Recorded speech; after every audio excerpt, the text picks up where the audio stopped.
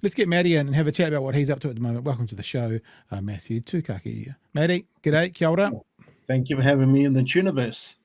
Yeah, and there, did you get that one? No, even better would be Mr. Tuniverse. Mr. Tuniverse. There you go. Very good. There you Mate, go. and the merch store should be Budgie Smugglers with Mr. Tuniverse on them. Oh, now you are. Look, it's just, God damn. It's just That's continuing so good. to get better and better and better. And if the Budgie Smugglers with Mr. Tuniverse on the back are not good enough, maybe one of those T-shirts with the fake abs on it to go with the Budgie Smugglers. A set for the beach for summer. It sounds like are you pushing for a job in marketing at BHN, Matt? Is that what this is about? I think you've got an 18-year-old that's well enough in tune to package it for you. Hey, thank you so much for joining us tonight. The reason you are joining us is you tagged me in a tweet today, and I wanted to talk about it because I think it's really interesting. So what I think we'll do to start off with is I'll show the tweet and read out the tweet for people who are on the audio podcast, and then we'll get your vibes around it. So this tweet was put out today by Matthew with 2 images attached to the tweet. The tweet itself said, "I have made the decision based on my evidence-based belief. There is no room for division based on misinformation in our society." And to that tweet was attached these 2 images with these two paragraphs on them. "As the National Māori News Service provider, I feel that we must take a stand. That said, I would be happy to debate the issue with Don Brash on Waatea, having read the statement issued by Hobson's pledge. Here at Waatea, we deal in facts, we deal in evidence. It's a shame that the Herald, only weeks before, published an impressive piece dealing with the whenua, only to have undone that by the latest descent into misinformation. I have today written to our contact at the Herald, informing them of my decision and to erase and desist publication of our content." The other, there was 2 of them. What have I done with the other one? I don't know what I've done with the other one. I'll just do this. You go on to say, "As the publisher of Waatea News, I have made the decision to end any or all informal or formal agreements with the New Zealand Herald. Having reviewed the material printed last week, I cannot and will not in good conscience accept that the Herald decided to accept an advertorial filled with misinformation, accepting a payment for what is essentially an advertisement sowing division between Māori and non-Māori." So to put it like in a plain layman's terms, you're in charge some level at Waatea News, have an agreement with NZME, specifically the Herald, I guess, to share news. Like we sometimes we'll be showing a story here that'll be on the RNZ website, and at the bottom it'll say originally on Waatea or originally on TVNZ, or so that. And you've said to them officially, we're not going to do that ever again. We refuse you to use our business and use our information for this advertorial on the front page of the New Zealand Herald that reads, for the audio podcast, "Restore the foreshore and seabed to public ownership. Most Kiwis have no idea that almost New Zealand's entire coast is run under application before the courts to be awarded to iwi as customary marine titles. Sign the petition. www. I'm not going to mention their website. .fuckoff.bitch." So that's, we've all put it out there in place. So give us the juice. So basically, I said, look, you guys have been paid to run an advertorial. You should have used your editorial integrity, and you should have stopped that thing from happening. This is this whole iwi versus Kiwi thing again. Look, Hobson's Pledge and these organizations have run campaigns over many years now, and then they try and turn it around to us and say, oh, we're the ones sowing division. Actually, no, we're not. You're sowing the division by publishing and coming up with this nonsense. There is also no truth in what the advertorial is saying.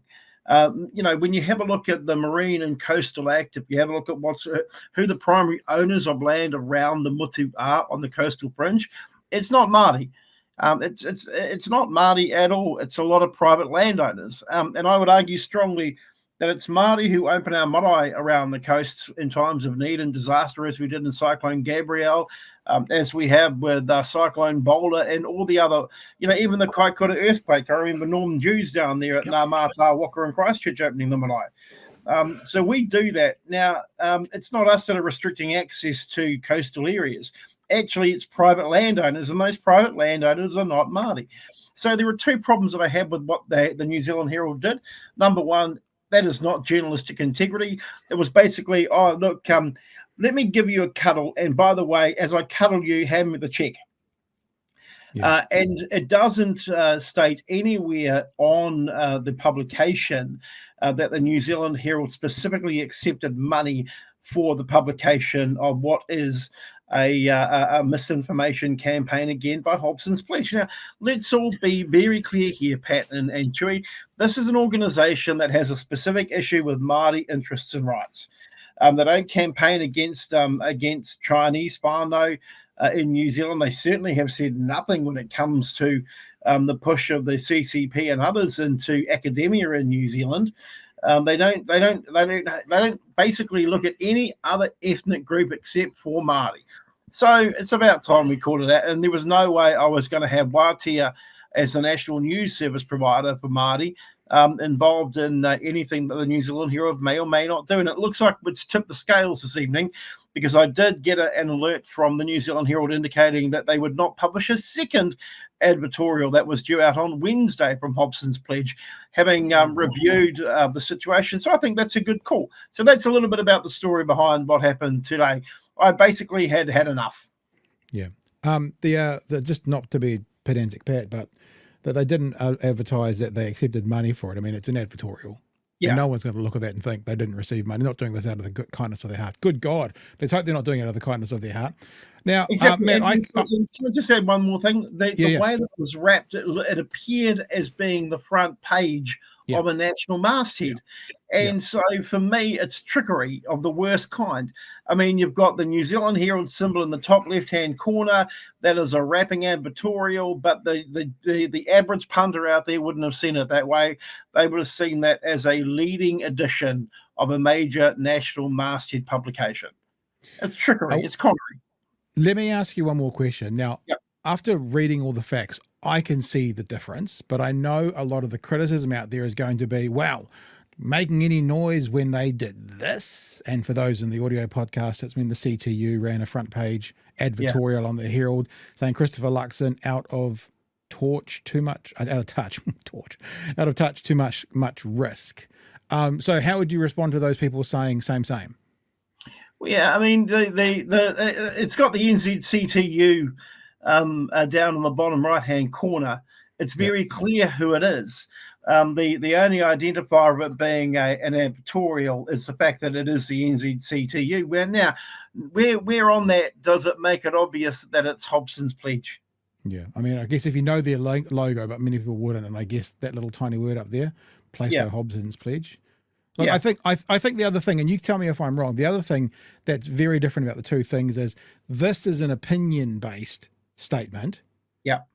This is dis and misinformation. So actually, that's right. that actually any kind of advertising, the Advertising Standards Authority, I'll ask you about that in a second, but any kind of advertising must be factual and accurate. This is an advertorial. This is an advertisement that is mis and disinformation. This is an advertorial that is opinion-based. So that's the difference I see. But what do you think about that?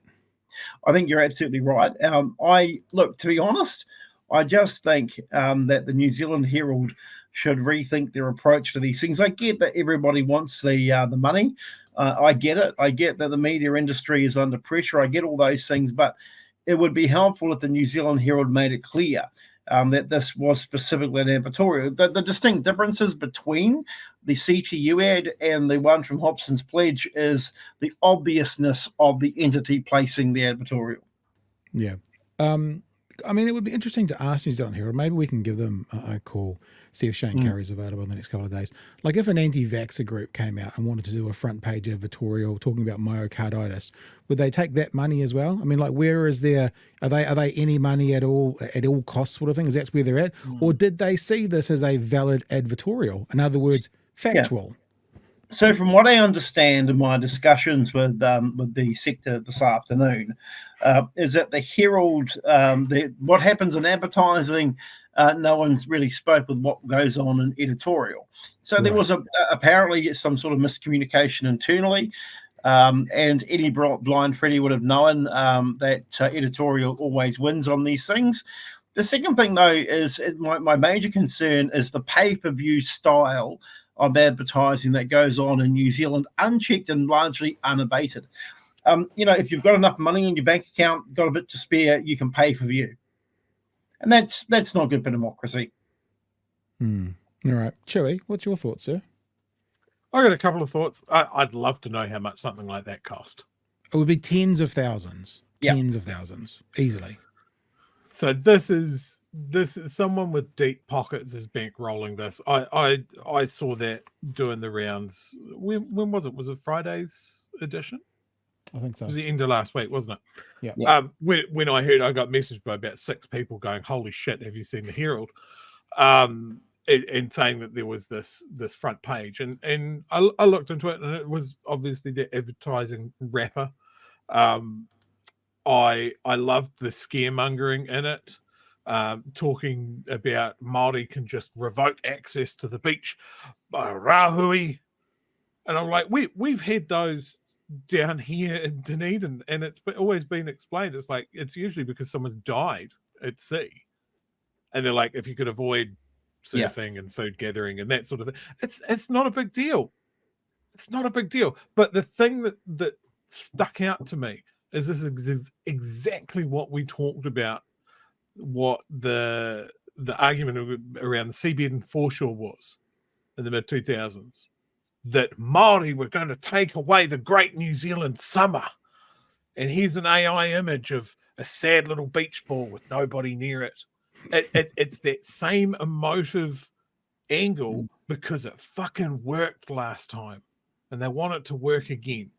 But this is Hobson's pledge with a shit ton of money behind them. And I think we are going to see more billboards, radio ads, TV ads. They've got deep pockets. They've got someone bankrolling them. There's going to be more of this. To jump into it, and before you go on to your second point, many people in the chat are saying Don Brash said it was 25K. So there you go, $25,000. Wow, Jesus.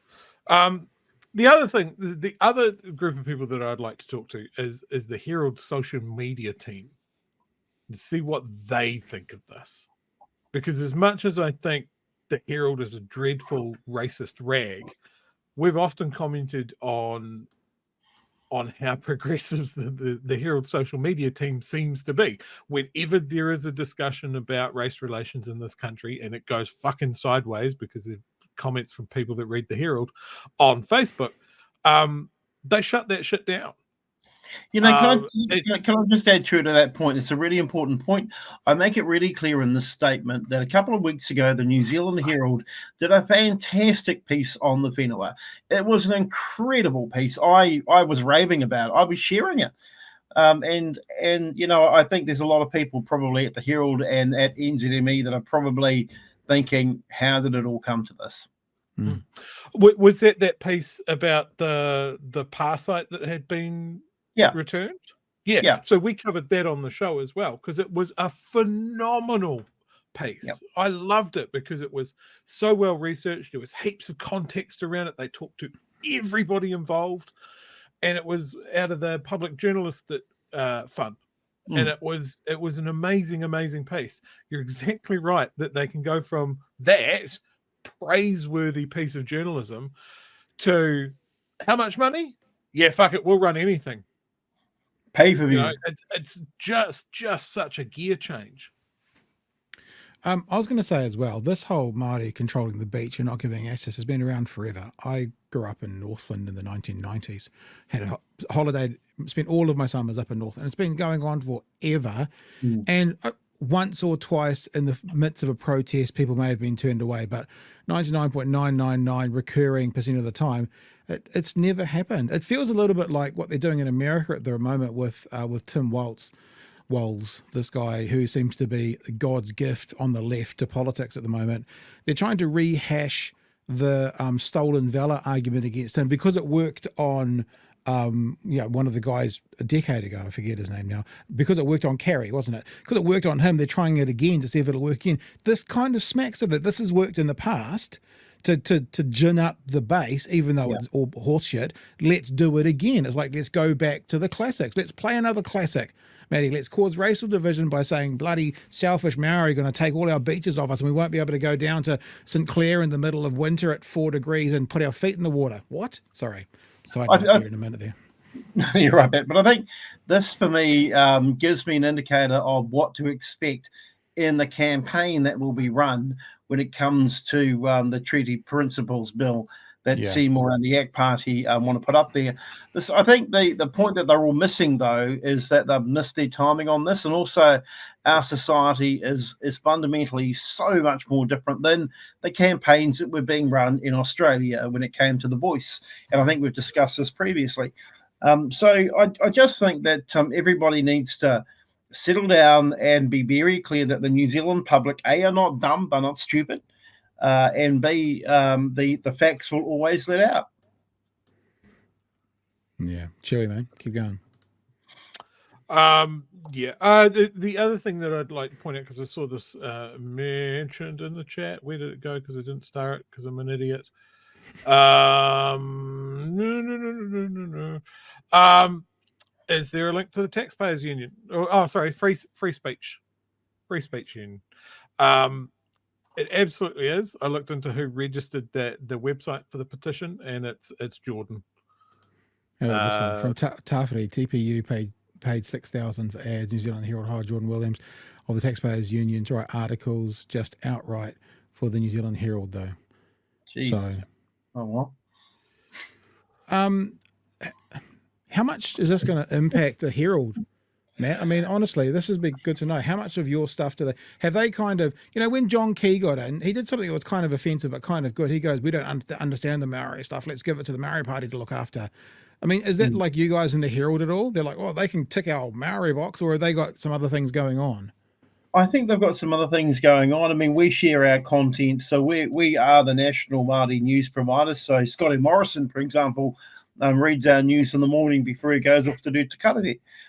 So from our perspective, we share news with Te Ao Māori News, with stuff.co.nz, with RNZ, with many others.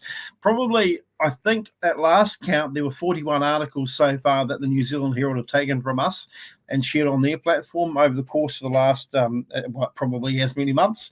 Although don't quote me on the actual figure, I'm still waiting for an actual number. And I'm happy for people to take our content, particularly when it's about getting the Māori kaupapa in the story or the Māori lens out there. I'm happy for it to happen. But in this case, I have also drawn the conclusion that the Herald possibly also, and I will say it, sometimes like the other publications, use us to brown themselves up. And I must admit, I was already super cautious about the informal arrangements that were going on between ourselves and the New Zealand Herald, which is why I sought to formalise them. And in much banter with my team this afternoon, I've decided to end both the informal and formal arrangements that we have with them. So that means they're not allowed to use your stuff. What would happen if they did? I would send them, I've already indicated to them by email this afternoon that I will send them a cease and desist letter. And I've also indicated that I'm more than happy to pursue legal action if that is required. Right. Okay. Hey, there's a few texts that are coming. Can we get to some of these and mention them as well? I'm just making sure they're the ones that we're talking about. James just says boycott the Herald. We live in Otago. We don't really even see it down here, do we, Chewy? Very rarely. No. You see anything going on? No. I will have my I have my feelers out for the ODT for when they choose to run something like this. Yeah, right. I wouldn't put it past them. And I will be extremely vocal if they do. Yeah. And thank you for that super chat. Also, Camaram, thank you for your super chat. Seymour and Co. want the mass prison population, no safety, social safety net, and security for the poor, and wealth distribution up the top with this dictatorship of the rich. Do we have to copy everything from America? We'll be talking about this later on with the new announcements they've made about sanctions on beneficiaries as well. They've decided that what they had decided wasn't draconian enough, and they want to go one step further.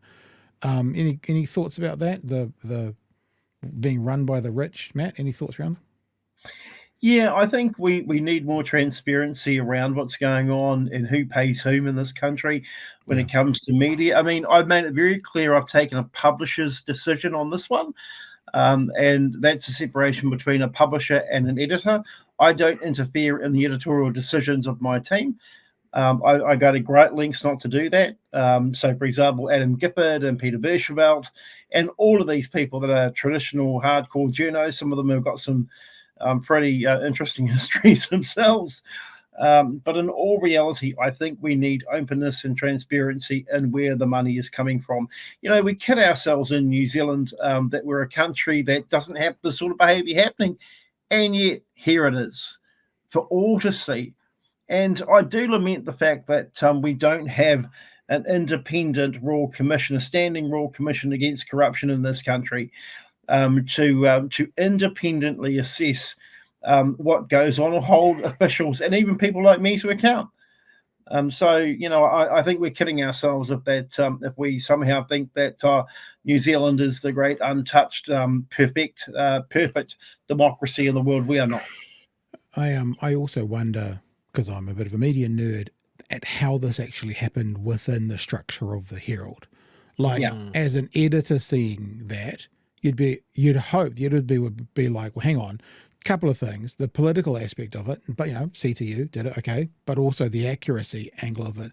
I mean, one would assume that this would have to go through several checks and balances before it gets approved. That's what we keep getting told about quote unquote mainstream media. One of the good things about them is the checks and balances. You know, like us idiots on the internet can just say or do anything with no level of accuracy because no one checks us, right? So don't trust us. But we're always told the journalistic practice in the mainstream media, they go from the, you know, from the journalist to this person to the writer to the prefect and then back down.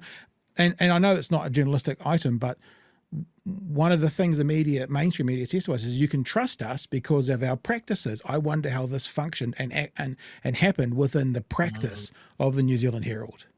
It's interesting you should say that, because somebody asked me last week who I would and wouldn't take money from as a publisher. So on the commercial side of running a radio network or a news service. And I was pretty blunt, and I said, well, okay, I wouldn't take money from pharmaceutical companies, particularly on issues of, say, for example, mental health or suicide prevention and things like that. I certainly wouldn't take money from pokie operators, given the gambling and addiction of gambling when it comes to our whānau, or for that matter, sports betting companies, to be frank. So, you know, there are lines that every publisher knows that they should not cross.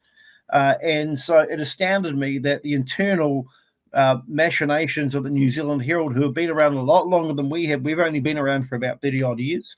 The Herald's been around a long time. They are respected, whatever right or left of centre or whatever it is they're at.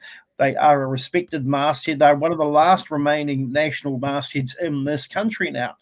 And so they should be right and proper in how they assess putting these sorts of things up, whether it be on the masthead online, on social media, or on the physical print copy.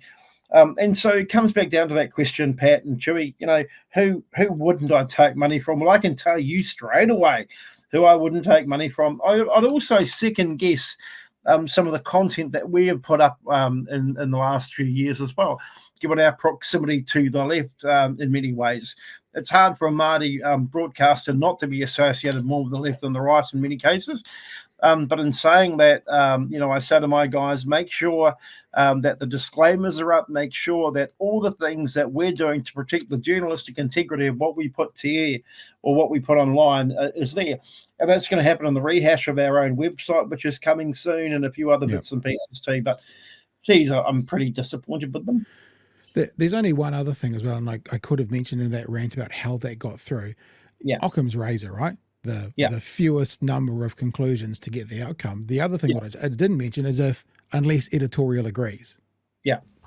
That's the other possible conclusion here, which is terrifying if that's the case. You hope it's not the case, but that could be the case. And just a little tangent, but speaking of there, like again around the foreshore and seabed, like Matthew, you talked about, you know, being more closely associated with the left perhaps than the right. I mean, me and Chewy watched the documentary about the 20-year history of it and did an interview with the director of it here and that. And my first question was like, how the fuck can Māori still believe in anything to do with Labour after what they did over the foreshore and seabed? Tangent, I know, but you just sort of brought it up. It was like what Helen Clark said about those people at that point. I was just like, mate, you would have lost my vote forever if I was a part of that community. Sorry, little tangent. No, you're right. I mean, but the thing, media is the same thing. Māori are not homogenous when it comes to their voting. We never have been. Yeah. All you have to do is go back to 1993 when the first of the Māori seats of Northern Māori fell to New Zealand first. And then in 1996, the others fell over too. I think with the exception of Southern Māori, and then all of a sudden, next minute, they go back to Labour, next minute they go back to the Māori Party, and so on and so forth. Actually, Māori are a very diverse group of voters. What you don't find, though, is Māori standing against each other when it comes to this hoo-ha with Hobson's pledge. I think they're fully united. They don't like it. And just to your point, True, about the Rahui, they're the Rahui that go on all the time because something's occurred. That's about us stepping up to be kaitiaki and making sure that people are kept safe. I mean, we don't want to see people taking komwana and seafood from a place where, as an example, somebody or some other people have drowned. Have a look at the mermaid pools and this just say the uncleanliness there, or sometimes Rahui apply to conservation areas. But those Rahui don't last infinitum as restricted access to some coastline areas when it comes to private landholders. So, I just wish people would just deal on the facts and the evidence. And it seems as if we as a country are beginning to drift further and further away from fact-based reporting, fact-based information.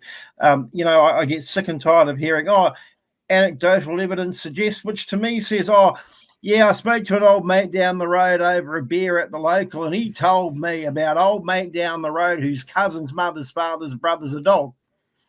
We've got to stop that shit. Yeah, look, our little quote line for that, Matthew, is, anecdotal evidence may not necessarily reflect the data. So we just leave it right there.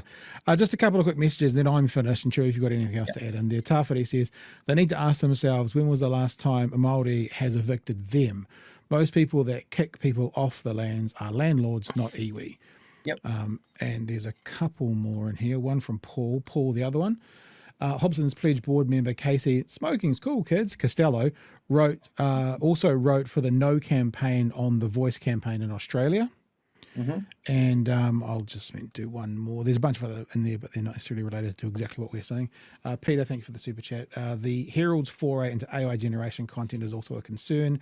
I don't think we'll see the last of that in media. It's been really good having you on, Matt. Chewy, you got anything else you want to throw in at the end? I think I just want to really underline a point that this is exactly what Seymour has in mind when he says, I just want a discussion around the principles of the treaty.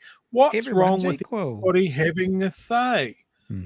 Well, this is the quality of the say that we're going to let someone with the biggest checkbook have. That is why we are concerned. We are not going to have Seymour's perfectly pristine debate club wet dream of everybody just giving their honest truth and sticking to the facts and just putting forward an opinion. We are going to have people muddying the waters and slinging shit from the sides on behalf of much bigger organizations with an axe to grind overseas. Yeah. There are clear links between Hobson's Choice, the Free Speech Union, the Taxpayers Union, Atlas, the No campaign over in Australia, the shit show that's going on in Canada between Indigenous people there, the First Nations there, and that's had Atlas's fingerprints all over it. And I think a lot of the time here in New Zealand, we think we're too small to get wrapped up in this, and we're all fair dealing, and nobody's putting their thumb on the scales with their checkbook. And it's just not true. So I think we all have to be aware of that and point it out when we see it. Anything else, Matt, to wrap up? Yeah, I just want to say it's always great being on online with you guys. And just going back to the issue of the day for me, which is the Tuniverse, the budgie smugglers, the T-shirt gear to go with it. I think now the third item has to be a theme song. The theme song for the Tuniverse. And I'm thinking maybe it's a transliteration of what's that Frozen song that's going to be stuck in everyone's head now that I say it. Let it go. Just let it go. Snowball. I'm not letting fuck all go. I'm holding on to all of it. And they're the words. That's why I said transliteration. Hey, Matt, if you enjoy being on live with us, maybe kind of following on from that group over in America getting behind Kamala Harris of White Dudes for Kamala, maybe we could do White Dudes Wednesday on Radio Waatea. Let's do it. Hey, thanks for joining us, man. It's always a pleasure. Appreciate your time. Cheers, Matthew. All right.